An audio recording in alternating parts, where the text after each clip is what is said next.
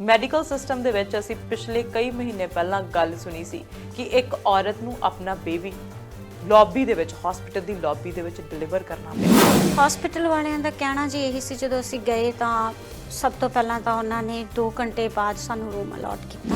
ਮੇਰੇ ਤੋਂ ਖੜੇ ਵੀ ਨਹੀਂ ਸੀ ਹੋਇਆ ਜਾ ਰਿਹਾ ਤੇ ਆਈ ਵਾਸ ਸਟਿਲ ਔਨ ਬੈੱਡ ਹੈ ਨਾ।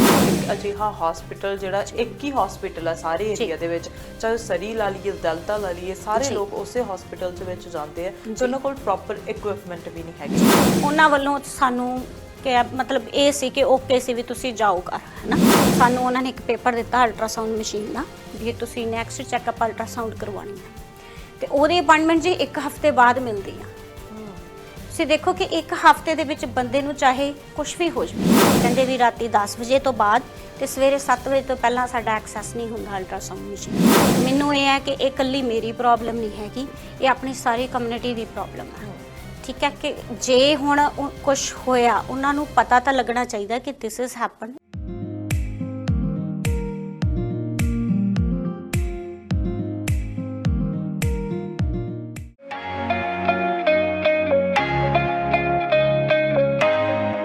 ਤੁਸੀਂ ਦੇਖ ਰਹੇ ਹੋ ਸਾਂਝਾ ਟੀਵੀ, ਮੈਂ ਹਾਂ ਤੁਹਾਡੇ ਨਾਲ ਅਰਸ਼ਦੀਪ। ਅਸੀਂ ਜਦੋਂ ਕੈਨੇਡਾ ਦੇ ਵਿੱਚ ਰਹਿੰਦੇ ਆ, ਵਧੀਆ ਲਾਈਫ ਦੇ ਲਈ, ਵਧੀਆ ਕੈਰੀਅਰ ਦੇ ਲਈ, ਵਧੀਆ ਸਹੂਲਤਾਂ ਦੇ ਲਈ ਪਹੁੰਚਦੇ ਆ, ਪਰ ਜਦੋਂ ਸਾਨੂੰ ਪਤਾ ਲੱਗਦਾ ਕਿ ਸਹੂਲਤਾਂ ਜਿਨ੍ਹਾਂ ਦੀ ਅਸੀਂ ਆਸ ਕੀਤੀ ਹੋਈ ਹੈ ਉਹ ਸਾਨੂੰ ਸਮੇਂ ਸਿਰ ਨਹੀਂ ਮਿਲਣਗੀਆਂ, ਤਾਂ ਇਹ ਸੋਚ ਕੇ ਅਸੀਂ ਸੋਚਣ ਲਈ ਮਜਬੂਰ ਹੋ ਜਾਂਦੇ ਆ ਕਿ ਸਾਡਾ ਇੱਥੇ ਆਉਣ ਦਾ ਫੈਸਲਾ ਸਹੀ ਸੀ ਜਾਂ ਗਲਤ। ਸਰੀ ਦੇ ਵਿੱਚ ਲਗਾਤਾਰ ਅਜਿਹੀਆਂ ਘਟਨਾਵਾਂ ਵਾਪਰ ਰਹੀਆਂ ਨੇ, ਖਾਸ ਕਰਕੇ ਮੈਡੀਕਲ ਸਿਸਟਮ ਨੂੰ ਲੈ ਕੇ। ਮੈਡੀਕਲ ਸਿਸਟਮ ਦੇ ਵਿੱਚ ਅਸੀਂ ਪਿਛਲੇ ਕਈ ਮਹੀਨੇ ਪਹਿਲਾਂ ਗੱਲ ਸੁਣੀ ਸੀ ਕਿ ਇੱਕ ਔਰਤ ਨੂੰ ਆਪਣਾ ਬੇਬੀ ਲੌਬੀ ਦੇ ਵਿੱਚ, ਹਸਪੀਟਲ ਦੀ ਲੌਬੀ ਦੇ ਵਿੱਚ ਡਿਲੀਵਰ ਕਰਨਾ ਪਿਆ। ਤੇ ਹੁਣ ਪਿਛਲੇ 1 ਹਫ਼ਤੇ ਤੋਂ ਇੱਕ ਹੋਰ ਖਬਰ ਸਾਹਮਣੇ ਆ ਰਹੀ ਹੈ ਕਿ ਇੱਕ ਔਰਤ ਜੋ ਆਪਣੇ ਬੱਚੇ ਨੂੰ ਇਹ ਆਸ ਦੇ ਨਾਲ ਪਾਲਦੀ ਹੈ ਆਪਣੇ ਪੇਟ ਦੇ ਵਿੱਚ ਕਿ 9 ਮਹੀਨੇ ਬਾਅਦ ਉਹ ਸਾਡੇ ਹੱਥਾਂ ਦੇ ਵਿੱਚ ਹੋਵੇਗਾ, ਪਰ 4.5 ਮਹੀਨੇ ਬਾਅਦ ਮਿਸਕੈਰੇਜ ਹੈਪਨ ਹੁੰਦਾ ਹਸਪਤਾਲ ਦੀ ਅਣਗਹਿਲੀ ਕਰਕੇ। ਅੱਜ ਉਹ ਮਾਂ ਜਿਹਨੇ ਇਹ ਦਰਦ ਮਹਿਸੂਸ ਕੀਤਾ ਮੇਰੇ ਨਾਲ ਸਟੂਡੀਓ ਦੇ ਵਿੱਚ ਹੈ ਤੇ ਸਵਾਲ ਕਰਦੀ ਹੈ ਲਗਾਤਾਰ ਪ੍ਰਸ਼ਾਸਨ ਨੂੰ ਕਿ ਮੇਰੇ ਨਾਲ ਅਜਿਹਾ ਕਿਉਂ ਹੋਇਆ, ਤੇ ਲੋਕਾਂ ਨੂੰ ਵੀ ਅਵੇਅਰ ਕਰਦੀ ਹੈ ਕਿ ਜੇ ਮੇਰੇ ਨਾਲ ਅਜਿਹਾ ਹੋਇਆ ਦੂਜਿਆਂ ਨਾਲ ਅਜਿਹਾ ਨਾ ਹੋਵੇ। ਕਿਰਨਦੀਪ ਕੌਰ ਮੇਰੇ ਨਾਲ ਨੇ, ਆਓ ਗੱਲਬਾਤ ਕਰਦੇ ਹਾਂ। ਕਿਰਨ ਜੀ, ਧੰਨਵਾਦ ਜੀ ਆਉਣ ਦਾ। Thank you. ਸਤਿ ਸ਼੍ਰੀ ਅਕਾਲ। ਪਹਿਲਾਂ ਇਹ ਦੱਸੋ ਜੀ, ਕਿਵੇਂ ਠੀਕ ਠਾਕ ਫੀਲ ਕਰਦੇ ਹੋ? ਹਾਂਜੀ, ਥੋੜੀ ਬੈਟਰ ਹੈ ਬਟ ਹਜੇ ਸਟਿਲ ਕਾਫੀ ਵੀਕਨੈਸ ਹੈਗੀ ਆ ਜੀ ਬਿਲਕੁਲ, ਰਿਕਵਰੀ ਤੇ ਟਾਈਮ ਲੱਗਦਾ ਹੈ ਜੀ, ਪਰ ਫਿਰ ਵੀ ਸਾਨੂੰ ਇਹ ਦੱਸੋ ਕਿ 4.5 ਮਹੀਨੇ ਤੇ ਉਸ ਤੋਂ ਬਾਅਦ ਤੁਸੀਂ ਹਸਪੀਟਲ ਗਏ ਜੀ। ਤੇ ਕੀ ਕਹਿਣਾ ਸੀ ਹਸਪੀਟਲ ਵਾਲਿਆਂ ਦਾ? ਹਸਪੀਟਲ ਵਾਲਿਆਂ ਦਾ ਕਹਿਣਾ ਜੀ ਇਹੀ ਸੀ, ਜਦੋਂ ਅਸੀਂ ਗਏ ਤਾਂ ਸਭ ਤੋਂ ਪਹਿਲਾਂ ਤਾਂ ਉਹਨਾਂ ਨੇ 2 ਘੰਟੇ ਬਾਅਦ ਸਾਨੂੰ ਰੂਮ ਅਲਾਟ ਕੀਤਾ। ਤਕਰੀਬਨ 1.5 ਤੋਂ 2 ਘੰਟੇ ਲੱਗੇ ਉਹਨਾਂ ਨੂੰ। ਤੇ ਫਿਰ ਜਦੋਂ ਰੂਮ ਅਲਾਟ ਕੀਤਾ ਤਾਂ ਡਾਕਟਰ ਨੇ 3 ਮਿੰਟ ਮੇਰੇ ਨਾਲ ਬਤਾਏ, ਮੈਕਸਿਮਮ 3 ਮਿੰਟ। ਤੇ ਉਹਦੇ ਵਿੱਚ ਉਹਨਾਂ ਨੇ ਪਹਿਲੀ ਗੱਲ ਇਹੀ ਕਹੀ ਕਿ we don't have any ultrasound machine working after 10 o'clock, so ਮੈਂ ਤੁਹਾਨੂੰ ਪੇਨ ਕਿਲਰ ਦੇ ਦਿੰਦਾ ਤੇ ਤੁਸੀਂ ਅੱਜ ਚਾਹੋ ਤੇ ਕੱਲ੍ਹ ਨੂੰ ਵਾਪਸ ਆ ਜਾਓ। ਉਸ ਤੋਂ ਬਾਅਦ ਜੀ ਉਹਨਾਂ ਨੇ ਆਪਣਾ ਡਾਕਟਰ ਚਲੇ ਗਏ 3 ਮਿੰਟ ਮੇਰੇ ਨਾਲ ਸਪੈਂਡ ਕਰਕੇ, ਤੇ ਦੈਨ ਉਹਨਾਂ ਨੇ ਮੈਨੂੰ ਮਾਰਫਿਨ ਵਗੈਰਾ ਦਿੱਤੀ। ਬਟ ਮੇਰੇ ਪੇਨ ਬਹੁਤ ਜ਼ਿਆਦਾ ਹੋ ਰਹੀ ਸੀਗੀ ਤੇ ਉਸ ਟਾਈਮ ਉਹ ਸਾਰੇ ਚਲੇ ਗਏ ਜਿੱਦਾਂ ਮੇਰੇ ਰੂਮ ਦੇ ਵਿੱਚੋਂ, ਬਟ ਮੈਂ ਤਾਂ ਮੇਰੇ ਤੋਂ ਖੜੇ ਵੀ ਨਹੀਂ ਸੀ ਹੋਇਆ ਜਾ ਰਿਹਾ ਤੇ ਆਈ ਵਾਸ ਸਟਿਲ ਔਨ ਬੈੱਡ ਹੈ ਨਾ। ਮੀਨਵਾਈਲ ਜਿੱਦਾਂ ਬੇਬੀ ਰਿਲੀਜ਼ ਹੋਇਆ, ਜੋ ਵੀ ਹੈ ਉਹ ਸਾਰਾ ਪ੍ਰੋਸੈਸ ਹੋਇਆ। ਤੇ ਉਸ ਤੋਂ ਬਾਅਦ ਇੱਕ ਨਰਸ ਆਉਂਦੀ ਹੈ ਇਹ ਪੁੱਛਣ ਲਈ ਕਿ ਤੁਸੀਂ ਗਏ ਨਹੀਂ, ਹਲੇ ਇੱਥੇ ਹੀ ਹੋ। ਲਾਈਕ ਫਿਰ ਮੈਂ ਉਹਨੂੰ ਕੁਐਸਚਨ ਕਰਦੀ ਹਾਂ ਕਿ ਮੈਨੂੰ ਇਹ ਦੱਸੋ ਕਿ ਬੇਬੀ ਦਾ ਹੁਣ ਅਸੀਂ ਕੀ ਕਰੀਏ, ਰਾਈਟ? ਕਿ ਮੈਂ ਪੈਥੋਲੋਜੀ ਲੈਬ ਭੇਜਣਾ ਚਾਹੁੰਦੀ ਹਾਂ ਬੇਬੀ ਨੂੰ, ਕਿਉਂਕਿ ਪਤਾ ਤਾਂ ਲੱਗੇ ਕਿ ਰੀਜ਼ਨ ਕੀ ਹੋਇਆ। ਤਾਂ ਉਹ ਬਾਹਰ ਗਈ ਤਾਂ ਉਹਨੇ ਆਪਣੇ ਨਾਲ ਦੀਆਂ 1-2 ਕੁੜੀਆਂ ਨੂੰ ਹੋਰ ਬੁਲਾਇਆ, ਤਾਂ ਮੈਨੂੰ ਉਹਨਾਂ ਨੇ ਕਹਿੰਦੇ ਕਿ ਠੀਕ ਹੈ ਤੁਸੀਂ ਨਾਲ ਨਹੀਂ ਲੈ ਕੇ ਜਾਣਾ ਚਾਹੁੰਦੇ? ਮੈਂ ਕਿਹਾ ਵੀ ਨਹੀਂ, ਮੈਂ ਚਾਹੁੰਦੀ ਹਾਂ ਵੀ ਪਤਾ ਲੱਗੇ ਵੀ ਕਾਰਨ ਕੀ ਸੀ। ਫਿਰ ਉਹ ਬਾਹਰ ਜਾਂਦੀ ਹੈ ਤੇ ਮੁੜ ਕੇ ਆਉਂਦੀ ਹੈ ਤੇ ਕਹਿੰਦੀ ਸੌਰੀ ਮੇਰੇ ਕੋਲੇ ਬਾਕਸ ਹੈ ਨਹੀਂ ਪ੍ਰੋਪਰ, ਮੈਂ ਆਰਡਰ ਕਰ ਦਾਂਗੀ, then I will send it.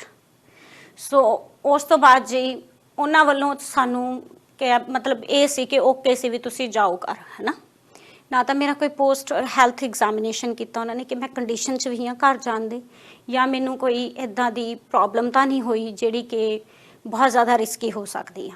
ਕੋਈ ਹੈਲਥ ਚੈੱਕਅਪ ਨਹੀਂ ਕੀਤਾ ਉਹਨਾਂ ਨੇ, and I came home without any health checkup.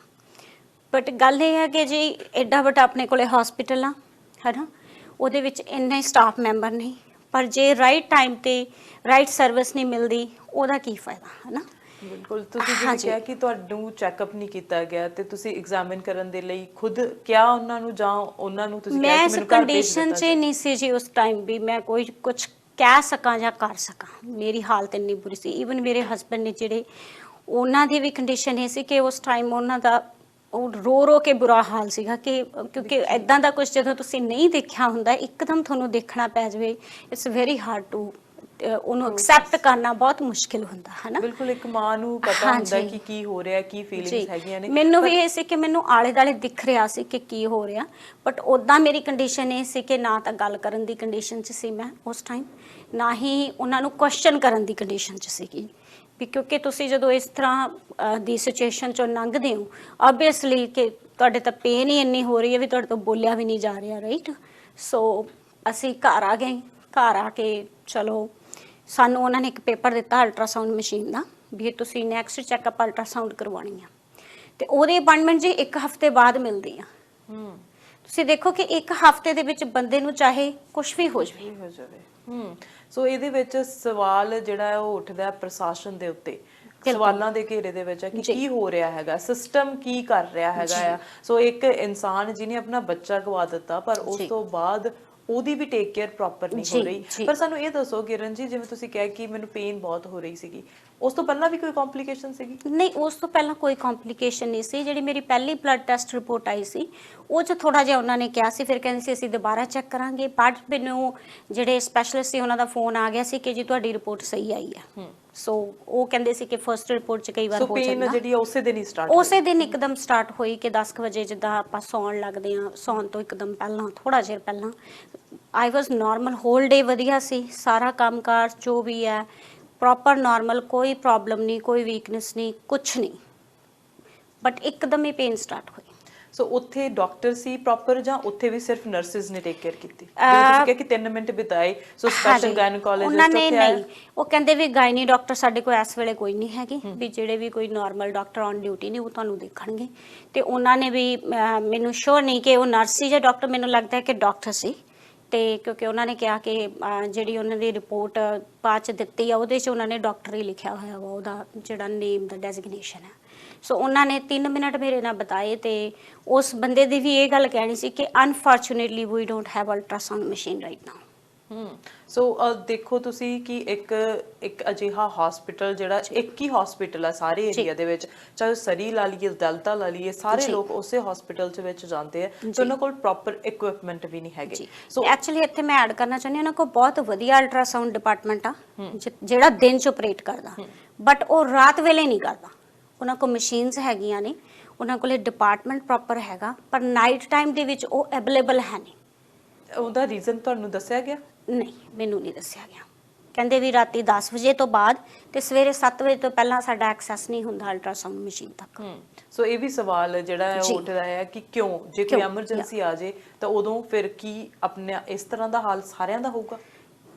ਇਸੇ ਕਰਕੇ ਜੀ ਮੇਰਾ ਇਹੀ ਪਰਪਸ ਇਹੀ ਅੱਗੇ ਆਉਣ ਦਾ ਵੀ ਚਲੋ ਜੋ ਹੋ ਗਿਆ ਉਹ ਪਾਸਟ ਆ, ਪਰ ਹੁਣ ਫਿਊਚਰ 'ਚ ਕੋਈ ਇਦਾਂ ਦੀ ਇਨਸੀਡੈਂਟ ਨਾ ਹੋਵੇ, ਉੱਥੇ ਪ੍ਰੋਪਰ ਇਕਵਿਪਮੈਂਟ ਪ੍ਰੋਵਾਈਡ ਕਰਾਉਣ, ਪ੍ਰੋਪਰ ਸਰਵਿਸ ਦੇਣ, ਤਾਂ ਕਿ ਕਿਸੇ ਹੋਰ ਦੀ ਲਾਈਫ ਰਿਸਕ ਤੇ ਨਾ ਜਾਵੇ। ਅੱਛਾ, ਹੁਣ ਤੁਸੀਂ ਲੈਬ ਦੇ ਵਿੱਚ ਭੇਜਿਆ ਸੈਂਪਲ, ਕੀ ਕਾਰਨ ਸੀ? ਪਤਾ ਤਾਂ ਲੱਗੇ ਕਿ ਕੀ ਹੋਇਆ, ਇੱਕਦਮ ਪੇਨ ਹੋਈ, ਕੀ ਹੋਇਆ?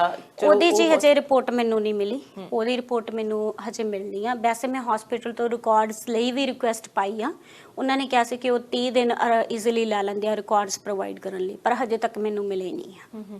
ਤੇ ਤੁਸੀਂ ਹੁਣ ਜਿਵੇਂ ਰਿਪੋਰਟ ਜਦੋਂ ਆਊਗੀ, ਚਲੋ ਤੁਹਾਨੂੰ ਪਤਾ ਲੱਗੂਗਾ ਕਿ ਕੀ ਰੀਜ਼ਨ ਹੋਏ, ਪਰ ਹੁਣ ਪ੍ਰਸ਼ਾਸਨ ਦੇ ਉੱਤੇ, ਸਿਸਟਮ ਦੇ ਉੱਤੇ ਸਵਾਲ ਜਿਹੜੇ ਨੇ ਉਹ ਚੁੱਕੇ ਜਾ ਰਹੇ ਨੇ। ਕੀ ਤੁਸੀਂ ਲੋਕਲ ਐਮਪੀ ਦੇ ਨਾਲ, ਐਮਐਲਏ ਦੇ ਨਾਲ ਕਿਸੇ ਨਾਲ ਗੱਲ ਕੀਤੀ, ਜਾਂ ਉਹਨਾਂ ਨੇ ਅਪਰੋਚ ਕਰਨ ਦੀ ਕੋਸ਼ਿਸ਼ ਕੀਤੀ? ਨਹੀਂ, ਹਜੇ ਤੱਕ ਨਹੀਂ। ਹਜੇ ਤੱਕ ਮੈਂ ਕਿਸੇ ਲੋਕਲ ਐਮਪੀ ਨਾਲ ਗੱਲ ਨਹੀਂ ਕੀਤੀ, ਨਾ ਹੀ ਉਹਨਾਂ ਨੇ ਮੈਨੂੰ ਅਪਰੋਚ ਕੀਤਾ, ਪਰ ਮੈਂ ਕਰੂੰਗੀ ਜ਼ਰੂਰ, ਕਿਉਂਕਿ ਮੈਨੂੰ ਇਹ ਹੈ ਕਿ ਇਹ ਇਕੱਲੀ ਮੇਰੀ ਪ੍ਰੋਬਲਮ ਨਹੀਂ ਹੈਗੀ, ਇਹ ਆਪਣੀ ਸਾਰੀ ਕਮਿਊਨਿਟੀ ਦੀ ਪ੍ਰੋਬਲਮ ਹੈ।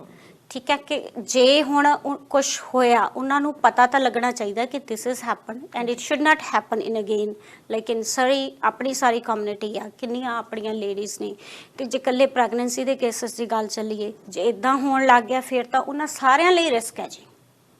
ਬਿਲਕੁਲ ਜੀ। ਸੋ ਜਿਵੇਂ ਅਸੀਂ ਕਿਹਾ ਕਿ ਹੁਣ ਜਾਂਚ ਆਊਗੀ ਤਾਂ ਉਸ ਤੋਂ ਬਾਅਦ ਪਤਾ ਲੱਗੂਗਾ, ਪਰ ਫਿਰ ਵੀ ਜਦੋਂ ਅਸੀਂ ਕਹਿੰਦੇ ਆ ਕਿ ਅਸੀਂ ਲੋਕਲ ਐਮਪੀ ਦੇ ਨਾਲ ਜਾਂ ਐਮਐਲਏ ਦੇ ਨਾਲ ਗੱਲ ਕਰਦੇ ਆ ਕਿ ਹੁਣ ਕਿਸ ਤਰ੍ਹਾਂ ਦੇ ਨਾਲ ਸਿਸਟਮ ਨੂੰ ਸੁਧਾਰਿਆ ਜਾਊਗਾ, ਜੀ ਕੋਈ ਐਕਸ਼ਨ ਤੁਸੀਂ ਆਪਣੇ ਤੌਰ ਦੇ ਉੱਤੇ ਲੈਣਾ ਚਾਹੋਗੇ? ਮੈਂ ਜੀ ਐਕਚੁਅਲੀ ਕੰਪਲੇਨ ਪਾਈ ਆ। ਪਹਿਲਾਂ ਤਾਂ ਮੈਂ ਪਾਈ ਸੀ ਮਿਨਿਸਟਰੀ ਨੂੰ, ਤੇ ਉਹਨਾਂ ਨੇ ਮੈਨੂੰ ਗਾਈਡ ਕੀਤਾ ਕਿ ਤੁਸੀਂ ਲੋਕਲ ਹੈਲਥ ਅਥਾਰਟੀਜ਼ ਨੂੰ ਪਾਓ। ਸੋ ਉਹ ਕੰਪਲੇਨ ਜਿਹੜੀ ਹੁਣ ਮੈਂ ਪਾ ਦਿੱਤੀ ਆ, ਉਹਨਾਂ ਨੇ ਮੈਨੂੰ ਰਿਪਲਾਈ ਬੈਕ ਕੀਤਾ ਕਿ we are looking into it, ਤੇ ਇਹਨੂੰ ਦੇਖ ਕੇ ਅਸੀਂ ਤੁਹਾਨੂੰ ਛੇਤੀ ਅਪਰੋਚ ਕਰਾਂਗੇ ਕਿ ਅਸੀਂ ਪਹਿਲਾਂ ਆਪਣੇ ਲੈਵਲ ਤੇ ਇਨਵੈਸਟੀਗੇਸ਼ਨ ਕਰਨੀ ਆ। ਸੋ ਦੂਸਰੀ ਗੱਲ ਹੈਗੀ ਆ ਕਿ ਉਹਨਾਂ ਨੇ ਮੇਰੇ ਹੁਣ ਕੰਪਲੇਨ ਪਾਉਣ ਤੋਂ ਬਾਅਦ ਮੈਨੂੰ ਈਮੇਲ ਦੇ ਵਿੱਚ ਇਹ ਕਿਹਾ ਕਿ ਇਹ ਤੁਹਾਡੇ ਲੋਕਲ ਕਾਉਂਸਲਰ ਨੇ, ਤੁਸੀਂ ਉਹਨਾਂ ਨੂੰ ਕੰਟੈਕਟ ਕਰ ਸਕਦੇ ਹੋ, ਗਰੀਫ ਐਂਡ ਕਾਉਂਸਲਿੰਗ ਵਾਲੇ ਜਿਹੜੇ ਹੁੰਦੇ ਆ। ਬਟ ਉਦੋਂ ਉਸ ਦਿਨ ਤੋਂ ਲੈ ਕੇ ਹੁਣ ਤੱਕ ਉਹਨਾਂ ਨੇ ਕੋਈ ਇਦਾਂ ਦੀ ਸਰਵਿਸ ਨਹੀਂ ਪ੍ਰੋਵਾਈਡ ਕੀਤੀ, ਕਿਉਂਕਿ ਜਦੋਂ ਆਪਾਂ ਬਾਕੀ ਹੋਰ ਵੀ ਦੇਖੀਏ ਤਾਂ ਉਸ ਟਾਈਮ ਤੇ ਜੇ ਉਹ ਬੰਦੇ ਨੂੰ ਇੱਕ ਕੋਈ ਕਾਉਂਸਲਰ ਵੀ ਪ੍ਰੋਵਾਈਡ ਕਰ ਦਿੰਦੇ ਹਨ ਨਾ ਤੁਹਾਡੀ, ਉਹਦੇ ਨਾਲ ਵੀ ਥੋੜਾ ਤੁਹਾਡਾ ਜਿੱਦਾਂ ਮੈਂਟਲ ਪ੍ਰੈਸ਼ਰ ਘਟ ਜਾਂਦਾ। ਪਰ ਇਦਾਂ ਦੀ ਕੋਈ ਸਰਵਿਸ ਇੱਥੇ ਅਵੇਲੇਬਲ ਹੈ ਨਹੀਂ। ਪਰ ਮੈਂ ਚਾਹੁੰਦੀ ਹਾਂ ਕਿ ਉੱਦਾਂ ਦੀ ਵੀ ਕੋਈ ਸਰਵਿਸ ਹੋਵੇ ਵੀ ਬੰਦਾ ਜੇ ਰਾਈਟ ਨਾਓ ਜਿਹੜਾ ਕੁਝ ਉੱਥੇ ਹੋਇਆ, ਔਰ ਕਈ ਹਸਪੀਟਲ ਸੀ, ਜੇ ਤੁਸੀਂ ਐਗਜ਼ਾਮਪਲ ਗੁੱਡ ਹਸਪੀਟਲ ਨੇ ਜਿਹੜੇ, ਚੱਕ ਕੇ ਦੇਖੋ ਕਿ ਉਹ ਕਾਉਂਸਲਰ ਤੁਹਾਨੂੰ ਰਾਈਟ ਵੇ ਪ੍ਰੋਵਾਈਡ ਕਰ ਦਿੰਦੇ ਆ ਔਨ ਦੀ ਸਪੌਟ। ਪਰ ਇੱਥੇ ਸਰੀ ਹਸਪੀਟਲ 'ਚ ਇੱਦਾਂ ਦਾ ਕੁਝ ਨਹੀਂ ਹੈ। ਤੁਹਾਨੂੰ ਕੀ ਲੱਗਦਾ ਕਿ ਟਾਰਗੇਟ ਵੀ ਕਰਨ ਦੀ ਕੋਸ਼ਿਸ਼ ਕੀਤੀ ਜਾ ਰਹੀ ਹੈ? ਕਿਉਂਕਿ ਸਾਡੀ ਕਮਿਊਨਿਟੀ ਉੱਥੇ ਹੈ, ਜਿਵੇਂ ਅਸੀਂ ਕਿਹਾ ਕਿ ਜੇ ਕੋਈ ਹੋਰ ਹੋਵੇ, ਕੋਈ ਕੁਐਸਚਨ ਕਰਦਾ, ਅਸੀਂ ਕਈ ਵਾਰੀ ਕੁਐਸਚਨ ਨਹੀਂ ਕਰਦੇ ਵੀ ਇਹ ਕਿਉਂ ਹੋ ਰਿਹਾ, ਅਸੀਂ ਵਾਈ ਦਾ ਆਨਸਰ ਨਹੀਂ ਉਹਨਾਂ ਤੋਂ ਲੈਂਦੇ। ਸੋ ਉਹ ਚੀਜ਼ਾਂ ਵੀ ਕਿਤੇ ਨਾ ਕਿਤੇ ਜਿਹੜੀਆਂ ਨੇ ਉਹ ਰੋਲ ਅਦਾ ਕਰਦੀਆਂ। ਮੈਨੂੰ ਇਹ ਲੱਗਦਾ ਕਿ ਉਹਨਾਂ ਦੀ ਹੁਣ ਆਦਤ ਬਣ ਚੁੱਕੀ ਆ, ਹੈਬਿਟ ਬਣ ਗਈ ਹੈ ਇਸ ਤਰ੍ਹਾਂ ਕਰਨ ਦੀ, ਕਿ ਉਹਨਾਂ ਨੂੰ ਲੱਗਦਾ ਹੈ ਕਿ ਉਹ ਜੌਬ ਨੂੰ ਜੌਬ ਨਹੀਂ 8 ਆਵਰ ਸ਼ਿਫਟ ਲੈ ਕੇ ਚੱਲਦੇ ਆ। ਜੇ ਹੁਣ ਇਹ ਦੇਖਿਆ ਜਾਵੇ ਕਿ ਤੁਸੀਂ 8 ਘੰਟੇ ਦੇ ਵਿੱਚ ਆਪਣੀ ਜੌਬ ਨੂੰ ਜੌਬ ਲੈ ਕੇ ਚੱਲੋ ਨਾ, ਬਹੁਤ ਸੁਧਾਰ ਹੋ ਸਕਦਾ ਆ। ਤੁਸੀਂ ਜੇ ਰੈਗੂਲਰੀ ਉੱਥੇ ਵਿਜ਼ਿਟ ਕਰ ਲਿਓ ਵਿਦਆਊਟ ਟੈਲਿੰਗ ਐਨੀਥਿੰਗ, ਉੱਥੇ ਤੁਸੀਂ ਦੇਖੋਗੇ ਕਿ ਸਾਰੇ ਆਪਣੇ ਫੋਨ 'ਤੇ ਬਿਜ਼ੀ ਆ ਜਾਂ ਚੈਟਿੰਗ 'ਚ ਬਿਜ਼ੀ ਆ। ਜਦੋਂ ਇਹ ਚੀਜ਼ਾਂ ਨੂੰ ਅਵੋਇਡ ਕਰਕੇ ਉਹ ਆਪਣੀ ਜੌਬ ਨੂੰ ਜੌਬ ਸਮਝਣ ਲੱਗ ਗਏ, ਫਿਰ ਬਹੁਤ ਇੰਪਰੂਵਮੈਂਟ ਹੋ ਸਕਦੀ ਹੈ। ਅੱਛਾ, ਕਈ ਵਾਰੀ ਮੇਰੀ ਵੀ ਗੱਲ ਹੁੰਦੀ ਹੈ, ਕਿਉਂਕਿ ਸਿਰਫ ਇੱਕ ਕੇਸ ਨਹੀਂ, ਹੋਰ ਬਹੁਤ ਸਾਰੇ ਕੇਸ, ਚਾਹੇ ਉਹ ਐਮਰਜੈਂਸੀ ਨੂੰ ਲੈ ਕੇ ਹੋਣ, ਸਾਡੇ ਐਮਪੀ ਲੋਕਲ ਐਮਐਲਏਜ਼ ਦੇ ਨਾਲ ਗੱਲਬਾਤ ਹੁੰਦੀ ਹੈ ਤੇ ਉਹਨਾਂ ਵੱਲੋਂ ਇੱਕ ਬਹਾਨਾ ਲਾਇਆ ਜਾਂਦਾ ਹੈ ਕਿ ਸਟਾਫ ਦੀ ਸ਼ਾਰਟੇਜ ਆ। ਇਸ ਤੇ ਵੀ ਸਵਾਲ ਉਠਾਉਣਾ ਚਾਹੋਗੇ ਤੁਸੀਂ? ਕਿਉਂਕਿ ਸਟਾਫ ਜਿਹੜਾ ਉਹ ਹਾਇਰ ਕਿਹਨੇ ਕਰਨਾ, ਉਹ ਪ੍ਰੋਵਿੰਸ ਨੇ ਕਰਨਾ ਜਾਂ ਲੋਕਲ ਅਥਾਰਟੀਜ਼ ਨੇ ਕਰਨਾ। ਬਿਲਕੁਲ, ਹਾਇਰ ਵੀ ਕਰਨਾ ਚਾਹੀਦਾ, ਪ੍ਰੋਪਰ ਸਟਾਫ ਵੀ ਦੇਣਾ ਚਾਹੀਦਾ, ਤੇ ਜਿਹੜਾ ਪ੍ਰੋਪਰ ਸਟਾਫ ਆ ਉਹਨੂੰ ਮੈਨੇਜ ਵੀ ਪ੍ਰੋਪਰ ਕਰਨਾ ਚਾਹੀਦਾ। ਬਿਲਕੁਲ ਰਾਈਟ। ਸੇ ਜੇ ਆਪਾਂ ਕਹੀਏ ਕਿ ਜੇ ਆਪਣੇ ਕੋਲੇ 10 ਬੰਦੇ ਆ, ਮੰਨ ਲਓ ਕਿ ਉਹਨਾਂ ਨੂੰ ਆਪਾਂ ਮੈਨੇਜ ਨਹੀਂ ਪ੍ਰੋਪਰ ਕਰ ਰਹੀ, 10 ਬੰਦੇ ਹੋਰ ਆਪਾਂ ਲਿਆ ਕੇ ਬਿਠਾ ਦਈਏ, ਰਾਈਟ, ਉਹ ਵੀ ਫਿਰ ਆਪਣੀ ਕਾਸਟ ਵੱਧਦੀ ਆ, ਰਾਈਟ। ਪਰ ਬੈਟਰ ਟਰਾਈ ਇਹ ਕਰਨਾ ਚਾਹੀਦਾ ਪਹਿਲਾਂ ਪ੍ਰੋਪਰ ਮੈਨੇਜ ਕਰਨ। ਜੇ ਨਹੀਂ ਹੁੰਦੀ ਚੀਜ਼ ਤੇ ਸਾਨੂੰ ਜੇ ਲੱਗਦਾ ਕਿ ਵਾਕਈ ਸਾਨੂੰ ਸਟਾਫ ਚਾਹੀਦਾ, ਫਿਰ ਉਹ ਹੋਰ ਸਟਾਫ ਹਾਇਰ ਕਰਨ, ਜੇ ਨਹੀਂ ਸਰਦਾ ਹੈਗਾ। ਪਰ ਗੱਲ ਇੱਥੇ ਤੇ ਇਹ ਹੈ ਕਿ ਜੇ ਤੁਸੀਂ ਆਪਣੇ ਸਟਾਫ ਨੂੰ ਇਹੀ ਕਹੋ ਕਿ ਪ੍ਰੋਪਰ ਜਿਹੜੀ ਤੁਹਾਡੀ ਭਈ 8 ਘੰਟੇ ਦੀ ਸ਼ਿਫਟ ਆ ਉਹਨੂੰ ਪ੍ਰੋਪਰ ਲਾਓ। ਮੈਂ ਤੇ ਹੁਣ ਦੇਖੋ ਜਦੋਂ ਗਈਆਂ ਜੀ, ਮੈਨੂੰ ਉਹਨਾਂ ਨੇ ਪ੍ਰੋਸੈਸਿੰਗ ਵੀ ਜਿਹੜੀ ਫਾਰਮੈਲਿਟੀਜ਼ ਵੀ, ਮੈਨੂੰ ਨਹੀਂ ਪਤਾ ਕਿ ਉਹਨਾਂ ਦੀਆਂ ਕੀ ਫਾਰਮੈਲਿਟੀਜ਼ ਹੁੰਦੀਆਂ ਨੇ, ਉਹਦੇ ਤੇ ਵੀ ਕਾਫੀ ਟਾਈਮ ਲੱਗ ਜਾਂਦਾ, ਜੋ ਮੈਂ ਨੋਟਿਸ ਕੀਤਾ ਹੈ। ਬਿਲਕੁਲ ਜੀ। ਸੋ ਬਹੁਤ ਸਾਰੀਆਂ ਚੀਜ਼ਾਂ ਨੇ ਜਿਹ 'ਚ ਸੁਧਾਰ ਕਰਨ ਦੀ ਲੋੜ ਹੈ। ਪ੍ਰਸ਼ਾਸਨ ਨੂੰ ਵੀ ਸਵਾਲਾਂ ਦੇ ਘੇਰੇ ਦੇ ਵਿੱਚ ਅਸੀਂ ਇੱਥੇ ਰੱਖਦੇ ਹਾਂ, ਸਾਰਿਆਂ ਨੂੰ ਸਵਾਲਾਂ ਦੇ ਘੇਰੇ ਤੇ, ਡਾਕਟਰ, ਨਰਸਿਸ, ਸਾਰਿਆਂ ਨੂੰ ਕਿ ਇੱਕ ਪੇਸ਼ੈਂਟ ਨੂੰ ਕਿਉਂ ਨਹੀਂ ਉਹਨੂੰ ਪ੍ਰਾਇੋਰਟੀ ਦਿੱਤੀ ਜਾਂਦੀ ਜਿਹੜਾ ਕੋਈ ਐਮਰਜੈਂਸੀ ਦੇ ਵਿੱਚ ਹੈ, ਜਿਹਨੂੰ ਕੋਈ ਹੈਲਥ ਸਰਵਿਸਿਜ਼ ਦੀ ਰਾਈਟ ਅਵੇ ਲੋੜ ਹੈਗੀ ਹੈ। ਸੋ ਅੱਜ ਜੇ ਤੁਹਾਨੂੰ ਚੰਗੀ ਤਰ੍ਹਾਂ ਨਾਲ ਦੇਖਿਆ ਹੁੰਦਾ, ਅੱਜ ਜੇ ਤੁਹਾਡਾ ਟ੍ਰੀਟਮੈਂਟ ਵਧੀਆ ਕੀਤਾ ਜਾਂਦਾ, ਤਾਂ ਅੱਜ ਤੁਹਾਡਾ ਬੇਬੀ ਤੁਹਾਡੇ ਕੋਲ ਹੋਣਾ ਸੀ ਤੇ ਤੁਸੀਂ ਉਹਦੀ ਵੇਟ ਕਰਨੀ ਹੋਣੀ ਸੀ। ਆਉਣ ਵਾਲੇ ਸਮੇਂ ਦੇ ਵਿੱਚ ਬਹੁਤ ਸਾਰੇ ਸੁਪਨੇ ਜੁੜ ਜਾਂਦੇ ਨੇ, ਬਹੁਤ ਸਾਰੀ ਅਟੈਚਮੈਂਟ ਹੋ ਜਾਂਦੀ ਹੈ, ਤੇ ਉਹ ਭੁੱਲਣਾ, ਉਹ ਪੀਰੀਅਡ ਭੁੱਲਣਾ, ਉਹ ਜੀ ਉਹ ਘਾਟਾ ਤਾਂ ਕਦੀ ਪੂਰਾ ਹੋ ਹੀ ਨਹੀਂ ਸਕਦਾ। ਉਹ ਘਾਟਾ ਜੋ ਪੈ ਗਿਆ, ਉਹ ਲਾਸ ਜਿਹੜਾ ਆ, ਉਹ ਕਦੇ ਵੀ ਕਵਰ ਨਹੀਂ ਕੀਤਾ ਜਾ ਸਕਦਾ, ਕਦੇ ਪੂਰਾ ਹੋ ਵੀ ਨਹੀਂ ਸਕਦਾ, ਕਿਉਂਕਿ ਇੱਕ ਜ਼ਿੰਦਗੀ ਜਿਹੜੀ ਆ ਤੁਹਾਡੀ ਆਪਣੀ ਲਾਈਫ ਦਾ ਜੋ ਹਿੱਸਾ ਹੋਣੀ ਸੀ ਉਹ ਖੁੱਸ ਗਈ ਆ, ਰਾਈਟ, ਉਹ ਤੁਹਾਡੇ ਤੋਂ ਮਿਸ ਹੋ ਗਈ ਆ। ਤੇ ਜੇ ਹੁਣ ਇਹਨਾਂ ਦੀ ਗੱਲ ਕਰੀਏ ਆਪਾਂ ਸਰੀ ਮੈਮੋਰੀਅਲ ਹਸਪੀਟਲ ਦੀ, ਐਮਰਜੈਂਸੀ ਦੇ ਵਿੱਚ ਇੱਕ ਬੰਦਾ ਜਾਂਦਾ, ਉਹਨੂੰ ਘੱਟੋ ਘੱਟ ਇਹ ਸੋਚ ਕੇ ਚੱਲੇ ਵੀ 10 ਘੰਟੇ ਉਹਨੂੰ ਉੱਥੇ ਬੈਠਣਾ ਪੈਣਾ। 10 ਘੰਟੇ ਦੀ ਵੇਟ ਉੱਥੇ ਨਾਰਮਲ ਆ ਜੀ। ਜੀ ਬਿਲਕੁਲ। ਔਰ ਆਪਾਂ ਇਹਨੂੰ ਕਹਿੰਦੇ ਆ ਐਮਰਜੈਂਸੀ। ਬਿਲਕੁਲ। ਤੇ ਇੱਕ ਅਸੀਂ ਜਿਵੇਂ ਮੈਂ ਸ਼ੁਰੂਆਤ 'ਚ ਗੱਲ ਕੀਤੀ ਸੀ ਤੇ ਅਸੀਂ ਕਹਿੰਨੇ ਕਿ ਬੈਟਰ ਸਰਵਿਸਿਜ਼ ਦੇ ਲਈ ਜਾਂਦੇ ਆ ਜੀ। ਤੇ ਇੱਥੇ ਤਾਂ ਅਸੀਂ ਫਿਰ ਸੋਚਦੇ ਹਾਂ ਸਾਡੀ ਬੈਕ ਹੋਮ ਹੀ ਵਧੀਆ ਸੀ ਕਿ ਇੱਕ ਜੀ। ਵਾਰੀ ਜਾਂਦੇ ਸੀ ਤਾਂ ਜੀ। ਕੋਈ ਹਾਲ ਤਾਂ ਪੁੱਛਦਾ ਸੀ, ਜੀ। ਰਾਈਟ ਵੇ ਤੁਹਾਨੂੰ ਟ੍ਰੀਟਮੈਂਟ ਤਾਂ ਮਿਲ ਜਾਂਦਾ ਸੀ। ਜੀ। ਸੋ ਇਹ ਚੀਜ਼ਾਂ ਜਿਹੜੀਆਂ ਨੇ ਬਹੁਤ ਜਿਹੜੀਆਂ ਨੇ ਉਹ ਕਿਤੇ ਨਾ ਕਿਤੇ ਸੋਚਣ ਲਈ ਮਜਬੂਰ ਕਰ ਜੀ। ਦਿੰਦੀਆਂ ਨੇ, ਪਰ ਫਿਰ ਵੀ ਸਾਡੀਆਂ ਸਾਰਿਆਂ ਦੀਆਂ ਸ਼ੁਭ ਕਾਮਨਾਵਾਂ ਤੁਹਾਡੇ ਨਾਲ ਜੀ। ਹੈਗੀਆਂ। ਤੁਸੀਂ ਆਵਾਜ਼ ਉਠਾਈ ਹੈ ਜੀ। ਕਿ ਲੋਕਾਂ ਤੱਕ ਹੋਰ ਮੈਸੇਜ ਪਹੁੰਚਦਾ ਹੋ ਜਾਵੇ, ਜੀ, ਜਿਹੜੇ ਹੋਰ ਬਿਲਕੁਲ। ਲੋਕ ਨੇ ਉਹ ਸਵਾਲ ਪੁੱਛਣ ਚਾਹਤੇ ਸਵਾਲ ਪ੍ਰਸ਼ਾਸਨ ਪੁੱਛਣ, ਨੂੰ ਬਿਲਕੁਲ। ਕਿ ਕਿਉਂ ਇਹ ਕੀ ਕਰ ਰਹੇ ਹੋ ਜੀ। ਤੁਸੀਂ, ਕਿਉਂ ਜਿਹੜੇ ਹੋਰ ਲੋਕ ਹੈਗੇ ਤੁਹਾਡੇ ਵਰਗੇ ਜਿਨ੍ਹਾਂ ਨੇ ਸਫਰ ਕੀਤਾ ਹੋਣਾ, ਜੀ। ਤੁਸੀਂ ਸਾਹਮਣੇ ਆਏ ਆ, ਤੁਹਾਨੂੰ ਜੀ। ਅਸੀਂ ਸਲੂਟ ਕਰਦੇ ਹਾਂ ਕਿ ਤੁਸੀਂ Thank ਆਪਣੀ you, ਹਾਂਜੀ। ਪ੍ਰੋਬਲਮ ਦੇ ਨਾਲ ਹਜੇ ਰਿਕਵਰ ਕਰ ਰਹੇ ਹੋ, ਫਿਰ ਵੀ ਜੀ। ਤੁਸੀਂ ਸਾਹਮਣੇ ਆਏ ਆ ਕਮਿਊਨਿਟੀ ਦੇ ਕਿ ਜੀ। ਇਹ ਹੋਇਆ ਆ ਕਿਸੇ ਹੋਰ ਨਾਲ ਨਾ ਹੋਵੇ। ਜੀ। ਅਸੀਂ ਇਹੀ ਉਮੀਦ ਕਰਦੇ ਹਾਂ ਕਿ ਸਰਕਾਰ ਕੋਈ ਜਵਾਬ ਦੇਊਗੀ, ਜੀ। ਤੁਹਾਡੇ ਨਾਲ ਰੈਗੂਲਰ ਗੱਲਬਾਤ ਕਰਦੇ ਰਵਾਂਗੇ। ਜੇ ਕੋਈ ਵੀ ਸੁਨੇਹਾ ਆਉਂਦਾ, ਜੇ ਕਿਸੇ ਵੀ ਤਰ੍ਹਾਂ ਦੀ ਕੋਈ ਜਿਹੜੇ ਉਹਨਾਂ ਦਾ ਜਵਾਬ ਆਉਂਦਾ ਤਾਂ ਹਾਂਜੀ। ਜ਼ਰੂਰ ਗੱਲਬਾਤ ਹੋਵੇਗੀ। ਬਿਲਕੁਲ ਕੀ ਕਹੋਗੇ ਜੀ? ਮੈਂ ਬਿਲਕੁਲ ਤੁਹਾਨੂੰ ਜ਼ਰੂਰ ਅਪਡੇਟ ਕਰੂੰਗੀ ਕੋਈ ਵੀ ਉਹਨਾਂ ਦਾ ਜਵਾਬ ਆਉਂਦਾ ਮੈਨੂੰ। ਤੇ ਬਾਕੀ ਲੋਕਾਂ ਨੂੰ ਵੀ ਮੇਰੀ ਇਹੀ ਰਿਕੁਐਸਟ ਹੈ ਕਿ ਤੁਸੀਂ ਪਲੀਜ਼ ਜ਼ਰੂਰ ਕੁਐਸਚਨ ਕਰੋ, ਕਿਉਂਕਿ ਜੇ ਆਪਾਂ ਨਹੀਂ ਕਰਾਂਗੇ ਉਹਨਾਂ ਦੀ ਹੈਬਿਟ ਜਿਹੜੀ ਕੰਟੀਨਿਊ ਰਹਿਣੀ ਆ, ਉਹਨਾਂ ਨੇ ਇਦਾਂ ਹੀ ਚੱਲਣਾ। ਆਪਾਂ ਟੈਕਸ ਭਰਦੇ ਆ, MSP ਭਰਦੇ ਆ, ਆਪਣੀ ਕਾਸਟ ਤਾਂ 12-13 ਸਾਲਾਂ ਦੀ ਪਈ ਜਾਂਦੀ ਆ। ਇੱਕ ਵਾਰ ਸਰਵਿਸ ਲੈਣ ਜਾਂਦੇ ਆ, ਸਰਵਿਸ ਨਹੀਂ ਮਿਲਦੀ ਤਾਂ ਐਟਲੀਸਟ ਕੁਐਸਚਨ ਕਰੋ।